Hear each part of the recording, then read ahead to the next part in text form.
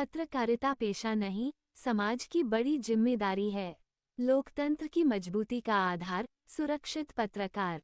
निष्पक्ष पत्रकारिता के लिए जरूरी है पत्रकार सुरक्षा कानून। स्वतंत्र और निष्पक्ष पत्रकारिता लोकतंत्र की रीढ़ है।